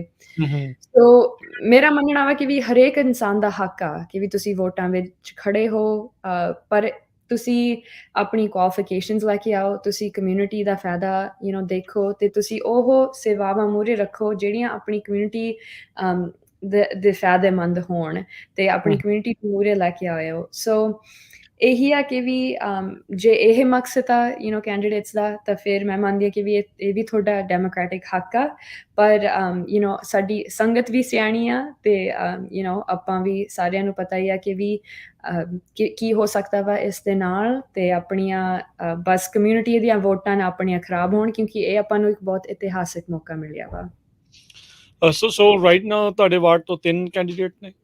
ਹਾਂਜੀ, 3 ਕੈਂਡੀਡੇਟਸ ਨੇ। 3 ਕੈਂਡੀਡੇਟ ਜਿਹੜੇ ਉਹਨੇ ਤੇ ਸੋ ਬੇਸਿਕਲੀ ਜੇ 2 ਜਿੱਦਾਂ ਹੁੰਦੇ ਆ ਤੇ ਜਿੱਦਾਂ ਕਿਹਾ ਵੀ ਵੋਟ ਡਿਵਾਈਡ ਜਿਹੜੀ ਹੋ ਜਾਂਦੀ, ਇਵੈਂਚੁਅਲੀ ਥਰਡ ਕੈਂਡੀਡੇਟ ਨੂੰ ਇਸ ਚੀਜ਼ ਦੇ ਵਿੱਚ ਫਾਇਦਾ ਜਿਹੜਾ ਉਹ ਹੋ ਜਾਂਦਾ ਆ।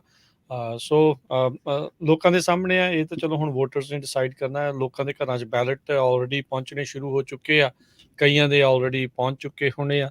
ਸੋ ਤੁਸੀਂ ਜਿਹੜੀ ਤੁਹਾਡੀ ਲੋਕਲ ਇਲੈਕਸ਼ਨ ਹੈਗੀ ਆ ਵਾਰਡ 7 ਦੀ ਸਿਟੀ ਕਾਉਂਸਲ ਦੀ, ਤੇ ਉਹਦੇ ਵਿੱਚ ਮੈਂ ਪੁੱਛਣਾ ਚਾਹੁੰਦਾ ਹਰ ਇੱਕ ਸਿਟੀ ਦਾ ਵੱਖੋ ਵੱਖਰਾ ਹੈ, ਕੀ ਸਾਰੀ ਸਿਟੀ ਡਿਸਾਈਡ ਕਰਦੀ ਹਰ ਵਾਰਡ ਦੇ ਲਈ ਜਾਂ ਤੁਹਾਡੇ ਵਾਰਡ ਦੇ ਹੀ ਲੋਕਾਂ ਨੂੰ ਤੁਹਾਡੀ ਜਿਹੜੀ ਇਹ ਇਲੈਕਸ਼ਨ ਬੈਲਟ ਦੇ ਉੱਤੇ ਦਿਖੂਗੀ? ਸੋ ਸਿਰਫ ਇਸ ਵਾਰਡ ਦੇ ਬੰਦਿਆਂ ਨੂੰ ਹੀ ਇਹ ਆਪਣੇ ਕੈਂਡੀਡੇਟ ਦਾ ਬੈਲਟ ਤੇ ਆਊਗਾ? ਹਾਂਜੀ, ਤੁਹਾਡੇ ਬੈਲਟ ਤੇ ਆਊਗਾ। ਸੋ ਜੇ ਤੁਸੀਂ ਵਾਰਡ 7 ਦੇ ਨਿਵਾਸੀ ਹੋ ਤਾਂ ਤੁਹਾਡੇ ਬੈਲਟ ਤੇ ਵੀ ਆਪਣੇ ਵਾਰਡ 7 ਦੀ ਰੇਸ ਆਊਗੀ, ਤੇ ਜੇ ਤੁਸੀਂ ਹੋਰ ਕਿਸੇ ਵਾਰਡ ਦੇ ਹੋ ਤਾਂ ਤੁਹਾਡੀ ਉਹ ਬੈਲਟ ਤੇ ਆਊਗੀ। ਸੋ ਹਾਂਜੀ, ਗੋਲ ਇਹੀ ਆ ਕਿ ਵੀ ਆਪਣੀ ਜਿਨ੍ਹਾਂ ਦੀ ਵੋਟ ਬਣੀ ਹੋਈ ਆ, ਤੁਹਾਡਾ ਬੈਲਟ ਅੱਜ ਸ਼ਾਇਦ ਅੱਜ ਆ ਗਿਆ ਹੋਊਗਾ, ਕੱਲ ਆ ਗਿਆ ਹੋਊਗਾ। ਜਿਨ੍ਹਾਂ ਦੀ ਹਜੇ ਵੋਟ ਬਣਨ ਵਾਲੀ ਆ, ਤੁਹਾਨੂੰ ਅਕਤੂਬਰ 24 ਤਰੀਕ ਤੱਕ ਟਾਈਮ ਹੈਗਾ ਵਾ ਜੇ ਤੁਸੀਂ ਮੇਲ ਇਨ ਬੈਲਟ ਚਾਹੁੰਦੇ ਹੋ।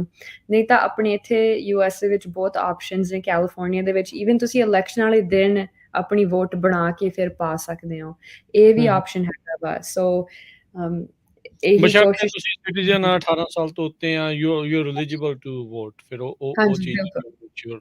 ਜਿਹੜੀ ਉਹ ਤੁਸੀਂ ਉਹ ਕਰਨੀ ਆ। ਇਕਨੋਮਿਕ ਰਿਸੈਸ਼ਨ ਦੀ ਚਰਚਾ ਜਿਹੜੀ ਇਸ ਟਾਈਮ ਚੱਲ ਰਹੀ ਆ, ਤੇ ਉਸ ਦੇ ਨਾਲ ਨਾਲ ਇਨਫਲੇਸ਼ਨ, ਮਹਿੰਗਾਈ ਜਿਹੜੀ ਆ ਉਸਨੇ ਲੋਕਾਂ ਦਾ ਜਿਹੜਾ ਉਹ ਲੱਕ ਤੋੜਿਆ ਹੋਇਆ ਆ।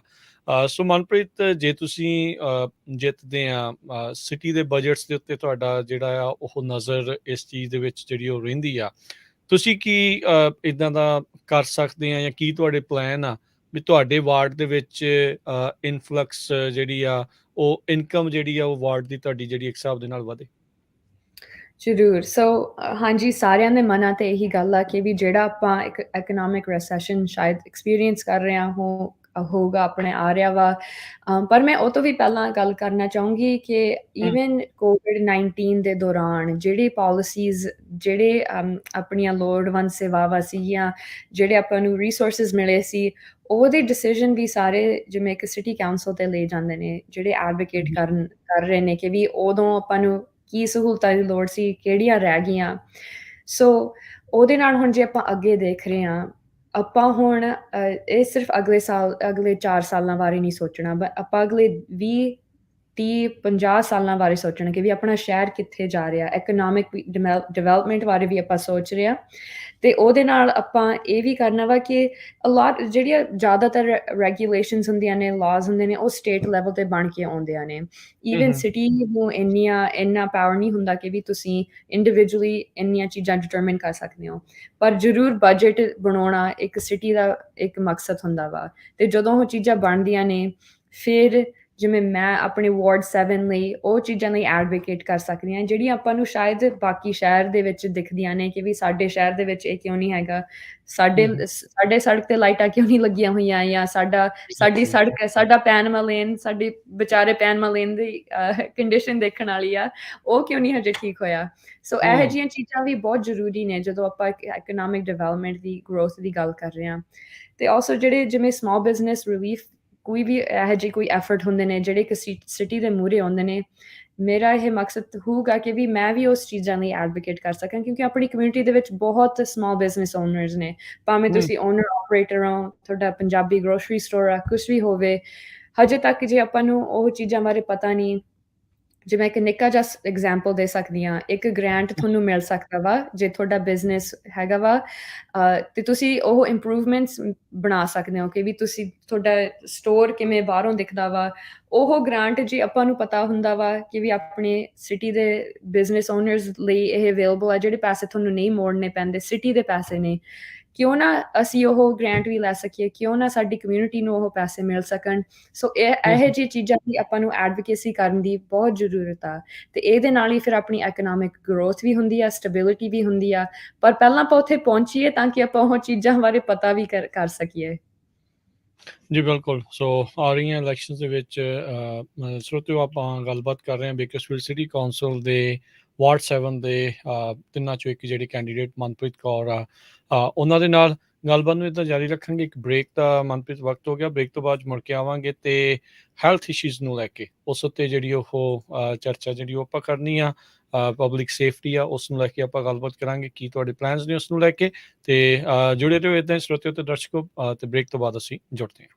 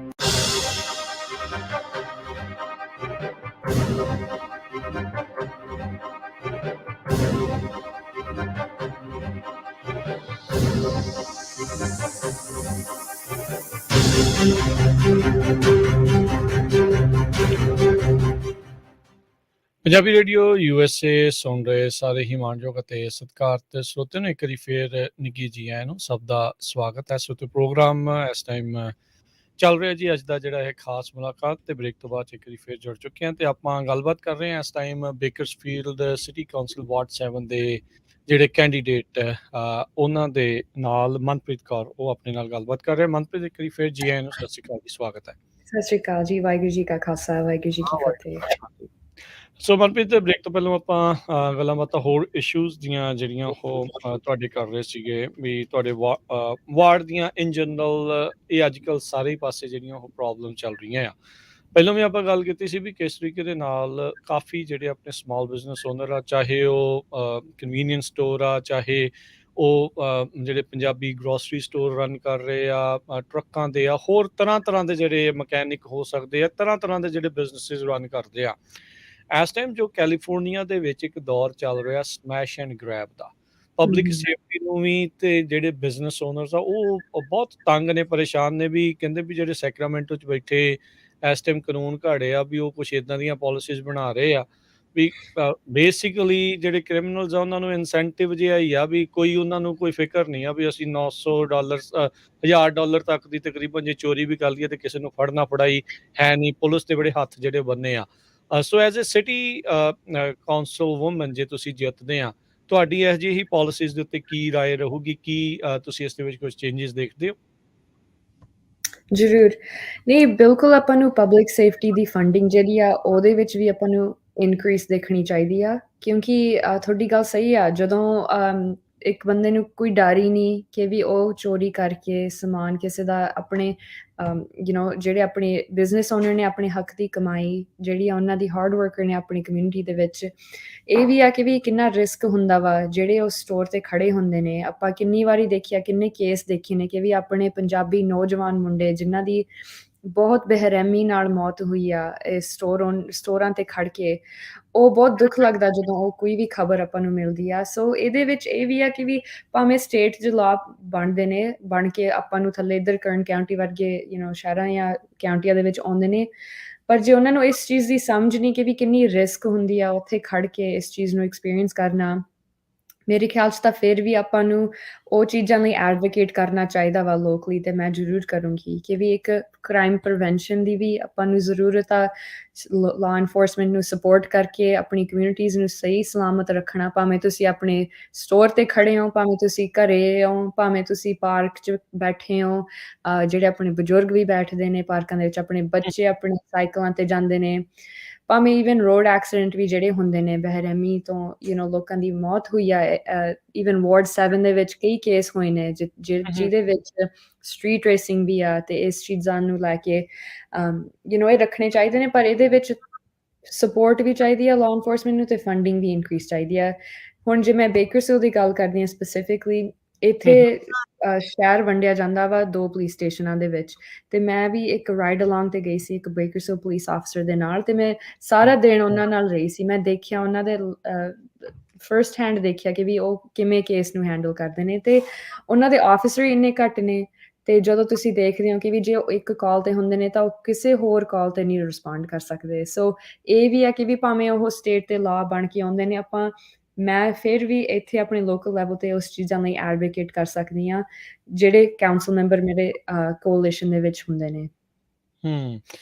ਨਹੀਂ ਬਿਲਕੁਲ ਸੋ ਆਬਵੀਅਸਲੀ ਲਾਅ ਐਨਫੋਰਸਮੈਂਟ ਨੂੰ ਸਪੋਰਟ ਤੇ ਉਹਨਾਂ ਦੇ ਨੰਬਰ ਜਿਹੜੇ ਉਹ ਵਧਾਉਣੇ ਕਿਉਂਕਿ ਪਾਪੂਲੇਸ਼ਨ ਤਾਂ ਹਰ ਸ਼ਹਿਰ ਦੀ ਇਸ ਟਾਈਮ ਇਨਕਰੀਜ਼ ਜਿਹੜੀ ਉਹ ਕਰ ਰਹੀ ਆ ਸੋ ਇਹਨਾਂ ਦੀ ਵੀ ਨਾਲ ਦੇ ਨਾਲ ਜਿਹੜੀ ਜ਼ਰੂਰਤ ਆ ਉਹ ਵੱਧ ਰਹੀਆਂ ਆ ਮੰਗਾਂ ਵੀ ਵੱਧ ਰਹੀਆਂ ਆ ਤੇ ਸਹੂਲਤਾਂ ਵੀ ਉਹਨਾਂ ਨੂੰ ਜਿਹੜੀਆਂ ਨਾਲ ਦੇ ਨਾਲ ਦੇਣੀਆਂ ਪੈਣੀਆਂ ਆ ਬਜ਼ੁਰਗਾਂ ਦੀ ਤੁਸੀਂ ਗੱਲ ਕੀਤੀ ਪਬਲਿਕ ਟਰਾਂਸਪੋਰਟ ਕਈ ਵਾਰੀ ਬੜਾ ਮੁੱਦਾ ਬਣ ਜਾਂਦਾ ਆ ਆਪਣੇ ਬਹੁਤ ਸਾਰੇ ਜਿਹੜੇ ਬਜ਼ੁਰਗ ਆ ਉਹਨਾਂ ਕੋਲ ਕਈ ਵਾਰੀ ਰਾਈਡ ਨਹੀਂ ਹੁੰਦੀ ਉਹ ਕੋਈ ਗੁਰੂ ਘਰ ਨੂੰ ਵੀ ਜਾਣਾ ਚਾਹੁੰਦਾ ਹੈ ਕੋਈ ਪਾਰਕ ਦੇ ਵਿੱਚ ਆਪਣੀ ਦੋਸਤਾਂ ਨੂੰ ਮਿੱਤਰਾਂ ਨੂੰ ਵੀ ਮਿਲਣਾ ਜਿਹੜਾ ਆਉਣਾ ਜਾਣਾ ਚਾਹੁੰਦਾ ਆ ਸੋ ਰਾਈਟ ਨਾਓ ਤੁਹਾਡੇ ਉੱਥੇ ਪਬਲਿਕ ਟਰਾਂਸਪੋਰਟ ਦੀ ਕਿੱਦਾਂ ਦੇ ਹਾਲਾਤ ਨੇ ਤੇ ਕੀ ਉਹਦੇ ਵਿੱਚ ਹੋਰ ਬੈਟਰ ਕੀਤਾ ਜਾ ਸਕਦਾ ਜ਼ਰੂਰ ਨਹੀਂ ਬਿਲਕੁਲ ਤੇ ਮੈਂ ਵੀ ਕਈ ਵਾਰੀ ਜਿਹੜੇ ਆਪਣੇ ਬਜ਼ੁਰਗ ਬੈਠੇ ਹੁੰਦੇ ਨੇ ਬੱਸ ਸਟਾਪਾਂ ਤੇ ਕਈ ਘੰਟੇ ਉਹਨਾਂ ਨੂੰ ਵੀ ਮੈਂ ਰਾਈਡ ਦਿੱਤੀ ਐਕਚੁਅਲੀ ਇੱਕ ਬਜ਼ੁਰਗ ਦਾ ਨਾਂ ਹੀ ਮੇਰੇ ਫੋਨ ਦੇ ਵਿੱਚ ਬਾਪੂ ਜੀ ਬੱਸ ਸਟਾਪ ਵਾਲੇ ਉਹਨਾਂ ਦੇ ਨਾਂ ਤੇ ਸੇਵ ਕੀਤਾ ਹੋਇਆ ਕਿਉਂਕਿ ਇਹ ਬਿਲਕੁਲ ਇੱਕ ਬਹੁਤ ਵੱਡਾ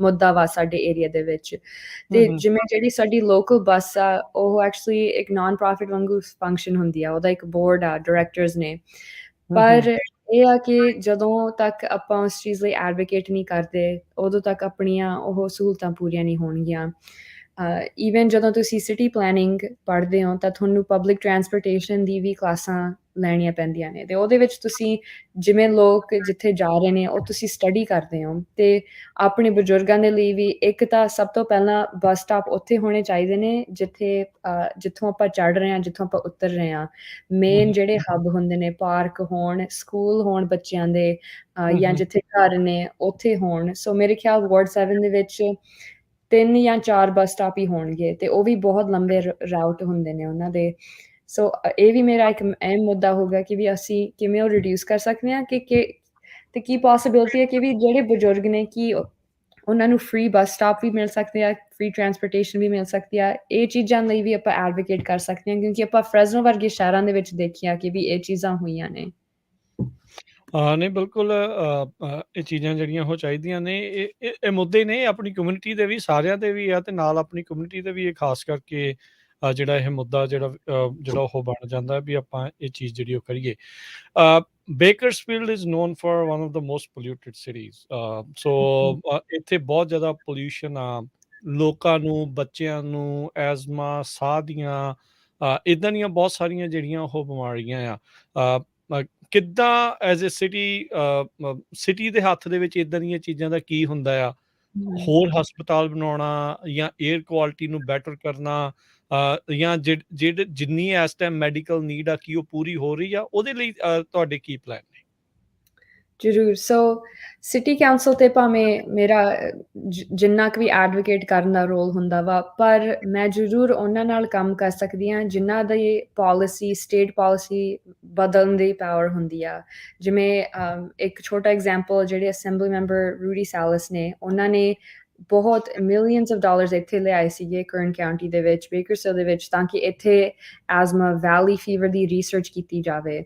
ਉਹ ਵੀ ਇੱਕ ਬਿਲਕੁਲ ਸਹੀ ਆ, ਇੱਥੇ ਇੱਕ ਅਹਿਮ ਮੁੱਦਾ ਵਾ ਵੈਲੀ ਫੀਵਰ ਦਾ, ਐਜ਼ਮਾ ਦਾ, ਤੇ ਜਿਹੜਾ ਪੋਲਿਊਸ਼ਨ ਆ, ਤੇ ਆਲਸੋ ਜਿਹੜੇ ਸਾਡੇ ਇੱਥੇ ਏਅਰਬੋਰਡ ਨੇ। ਹੁਣ ਇੱਕ ਆਪਾਂ ਨੂੰ ਬਹੁਤ ਫਾਇਦਾ ਵਾ ਕਿ ਵੀ ਆਪਣੀ ਕਮਿਊਨਿਟੀ ਦੇ ਵਿੱਚੋਂ ਏਅਰਬੋਰਡ ਤੇ ਏਅਰ ਰਿਸੋਰਸਿਸ ਬੋਰਡ ਤੇ ਆਪਣੇ ਇੱਥੋਂ ਲੋਕਲ ਰਾਜੀ ਬਰਾੜ ਵੀ ਉਸ ਏਅਰਬੋਰਡ ਤੇ ਰਹੇ ਨੇ, ਤੇ ਉਹਦੇ ਨਾਲ ਕੀ ਹੁੰਦਾ ਵਾ ਕਿ ਵੀ ਆਪਣੀ ਇੱਕ ਬਹੁਤ ਲੋਕਲ ਲੈਵਲ ਦੀ ਐਡਵੋਕੇਸੀ ਇੱਕ ਸਟੇਟ ਲੈਵਲ ਤੇ ਹੁੰਦੀ ਆ।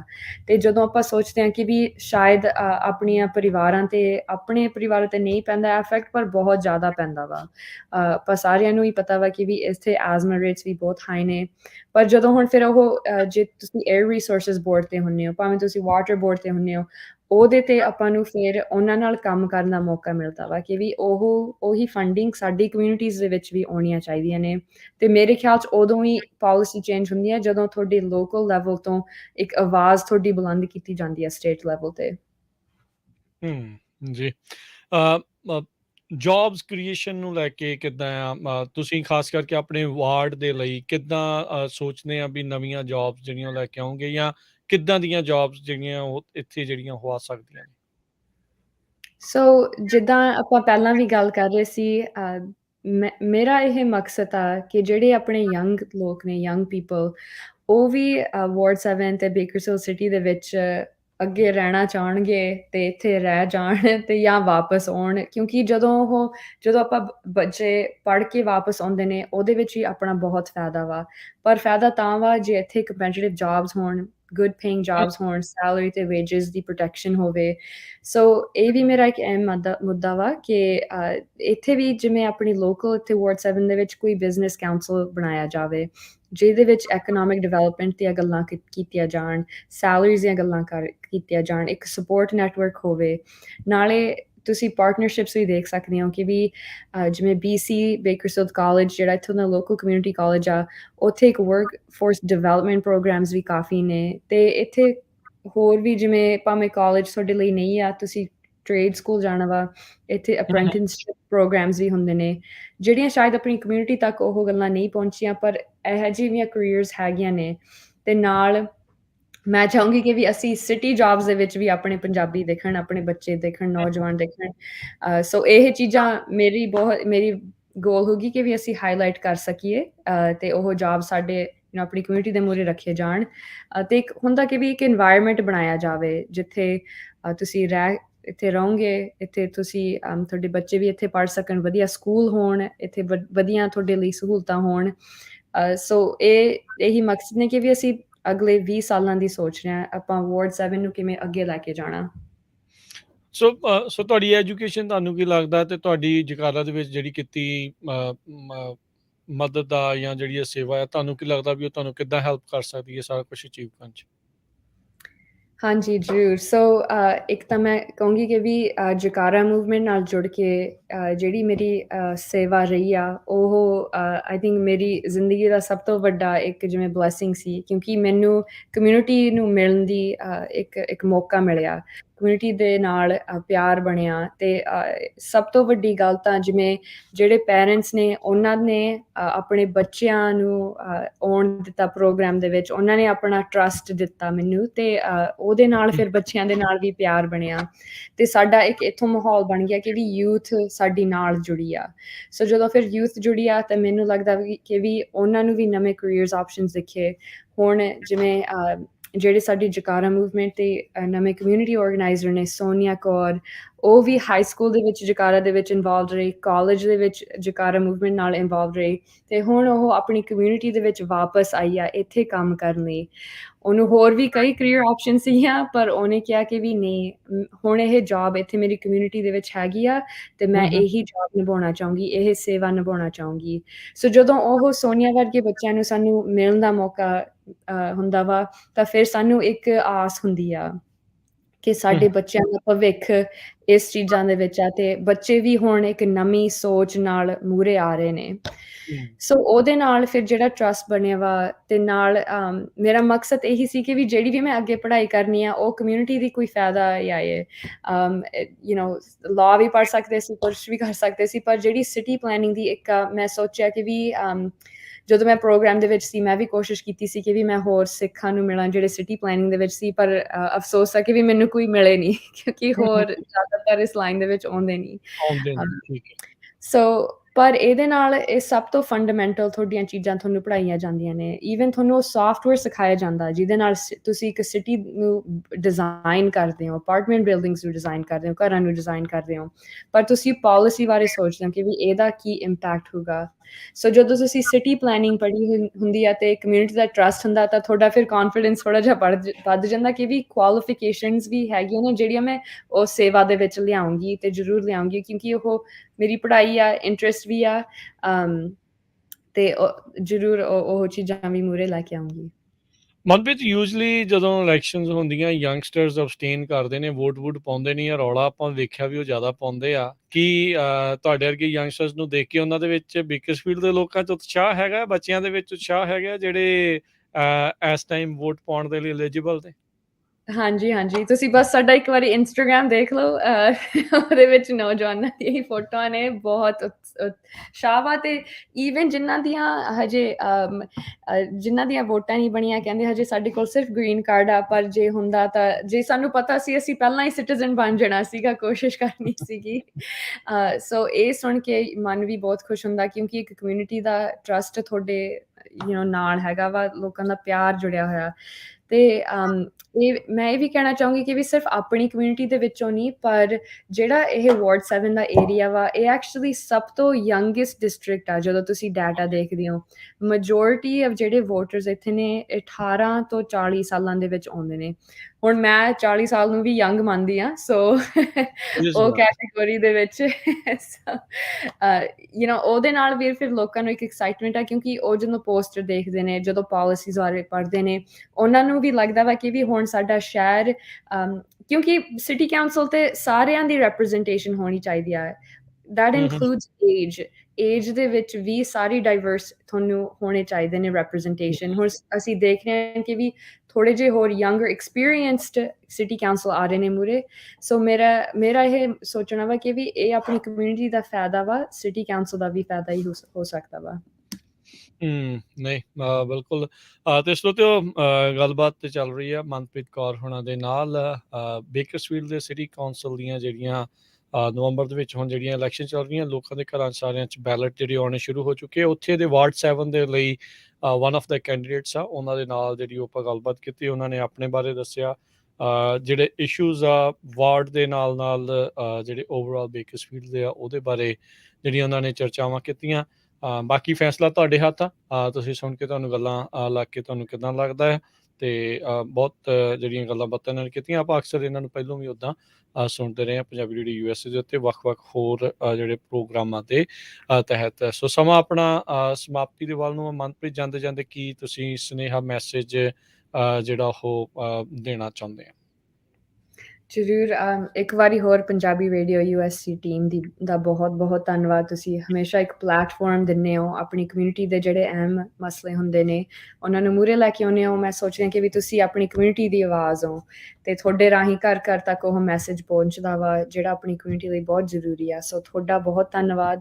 ਮੈਨੂੰ ਪਤਾ ਇਹ ਜੌਬ ਤੁਹਾਡੀ ਸੌਖੀ ਨਹੀਂ ਹੈਗੀ, ਪਰ ਈਵਨ ਦੋ ਤੁਹਾਡਾ ਸੈਲੇਬ੍ਰਿਟੀ ਸਟੇਟਸ ਇਹਦੇ ਨਾਲ ਆਉਂਦਾ ਵਾ ਰਾਜਕਰਨ ਵੀਰ, ਤੇ ਪਰ ਤੁਹਾਡਾ ਬਹੁਤ ਧੰਨਵਾਦ। ਤੇ ਸਰੋਤਿਆਂ ਨੂੰ ਵੀ ਮੇਰੀ ਇਹੀ ਇੱਕ ਮੰਗ ਹੈ ਕਿ ਜੇ ਆਪਾਂ ਵੋਟ ਪਾਵਾਂਗੇ ਤਾਂ ਆਪਣੀ ਵੋਟ ਦੀ ਕੀਮਤ ਵੀ ਹੋਵੇ।